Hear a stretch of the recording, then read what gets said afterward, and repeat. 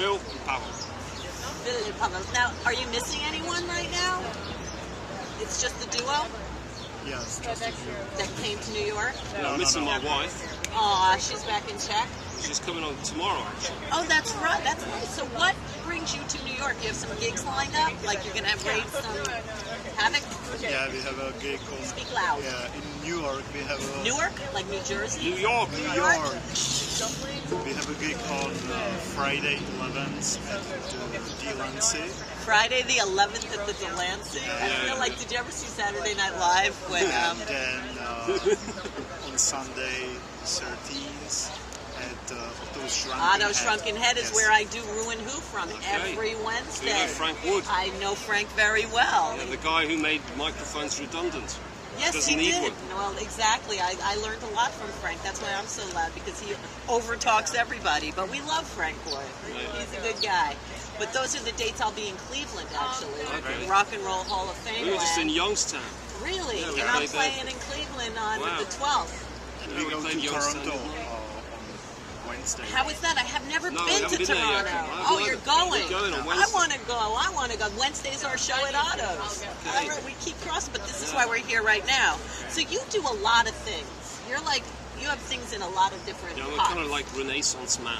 Renaissance. What do you say, Renaissance? Renaissance. You know, Renaissance. English is such a funny language. It's like, I need an interpreter quite frequently. Wait till I put on my Australian accent in a few minutes then. And have you been to Australia? Never in my life. Never in your life. Bruce Welly has. And he has an Australian, he is Australian. He is Australian. And you have an Australian obsession? I like Australian music. And why is that? Do you like didgeridoos? Yeah, and like Aboriginal throat singing. Really? Can you do that? Like the didgeridoo? It's actually Tibetan or Inuit. You know, Well, they have a lot of... the originality Bruce Welly is that he's kind of crossed over these disciplines. Is that right? We'll Now, get to Bruce in a minute. yeah, Bruce is going to be a guest today as well. But wait, I'm still talking to you. Now, Southern Cross.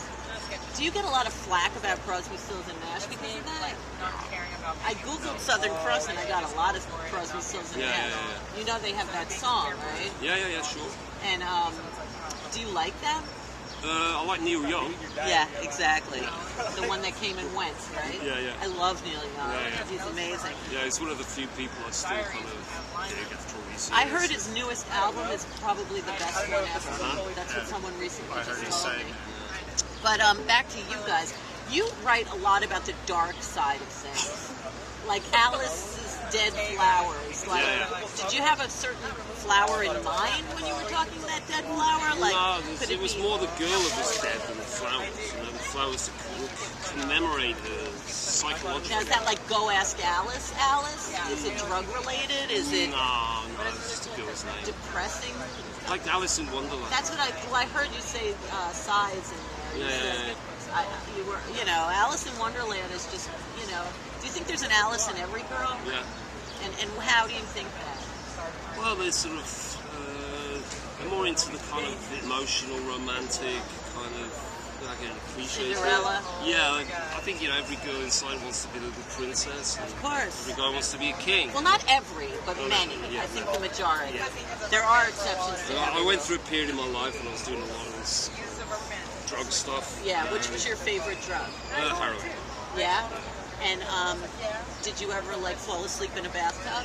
I didn't personally, but I know many people who did. I do too. In England, actually. Yes, I lived there for a while myself. Yeah, I mean, I started in England in the punk rock years in the late 70s. Did you smoke the dragon? Yeah, and then when I moved to New York, I was into crazy striptease dance, and we got more into it. But when you're in those phases of life, it doesn't matter where you live. You somehow suss those people out. It's like magnet. Yeah. Exactly. What about you? Did you have those experiences? No, because I grew up in Czech Republic, and it was like... Black market? Isn't that big over there? No, when I grew up, it was like communist regime. So no drugs.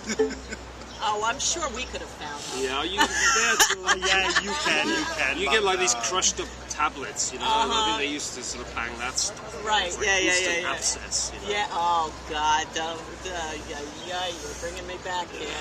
So, It wasn't so so how'd you, common. so did you Yeah. So sorry, but did you write about a lot of that experience? Yeah, when I stopped with hard drugs in 1988, Okay. after basically 10 or 11 years, 7 of which I was, like absolutely Out of fucked it. up.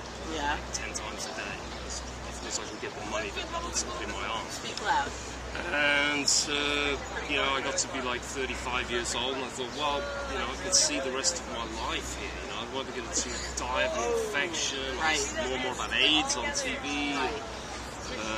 Yeah, that's when it all started changing. Yeah, basically, I just had to make a decision at that point. Do I want to continue with this and die a slow death, or maybe a quick death with overdose, Right. or do I want to rejoin the human race and try and make something of my life? So Yeah. I made that decision. Good for and, you. I'd stopped before. I got in Turkey. I've been in the Bernstein detox clinic. Nothing worked until you have that kind of psychological impetus to kind of absolutely change your life and say, okay, I'm starting again. Right. And never again will I do any opiates. Right. So I stuck to that. Good for you. And then you met him. Yeah, we met this was like 10 years later when I came to Prague. Right. So I was in London at the time, and I wrote a lot of songs about that process, and I wrote this book, Junkie Love, which is a kind of exorcism. Okay. So Junkie Love. So in 3 sentences, what did you do to do exorcism to yourself? Well, I just kind of wrote this. It's basically the last 2 years of my addiction, living in this squad in Camden Town with my girlfriend. It was a typical kind of codependency kind of relationship. The whole thing The kind kind that is like an addict's Yeah. norm. Yeah, I used to be attracted to. I know. The more fucked up the girl was, the more I fell in love with Of her. course. Yeah, And you think you could save each save other? each other. Yeah, Save of it. course, So of this course. book is kind of examination. So you're kind of like the last 2 an years of Alice. this. Yeah, also. So there's male Alice's too. Sure. Yeah, because male Alice and girl Alice, I Yeah, guess, yeah. are the ones. So opposites don't attract. Not always. Exactly. So I feel like I connect a lot to even the titles of your songs. I know. I feel like you're like a male version in many ways of some of the things that I write about too. I totally felt it as soon as I started investigating your sites. So what is your website? Tell everyone how they can identify with you like I did. Our website is Speak loud. Shoenfelt.com. That's Shoen, like shoe. It's crazy pronunciation. Shoenfelt. Shoenfelt. Felt. Or you can So you find felt us. that shoe. You can find us on Facebook as well. And Facebook. As a Phil Shoenfelt and Southern Cross. And Southern Cross. Now, what is the Southern Cross to you? What is Southern Cross? Just name of our band. Does it have any meaning to you whatsoever? No, because when I joined the band, they already Had the named name. it, yeah. But to you, what does Southern Cross mean? Does it mean KKK? Do you know what that is? No.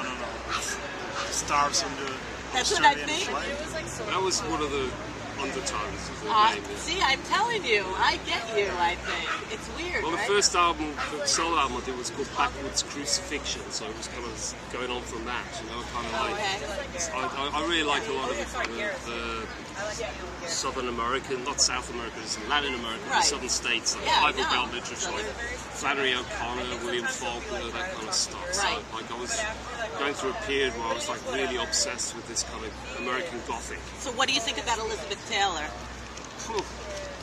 Beautiful when she Because, was young. you know, today, going back to Great my actress. list, today is Liz Taylor's first marriage to Conrad Hilton Jr. on this day, May 6th. Yes. And we're going to take another break, and then we're going to come back and meet Bruce.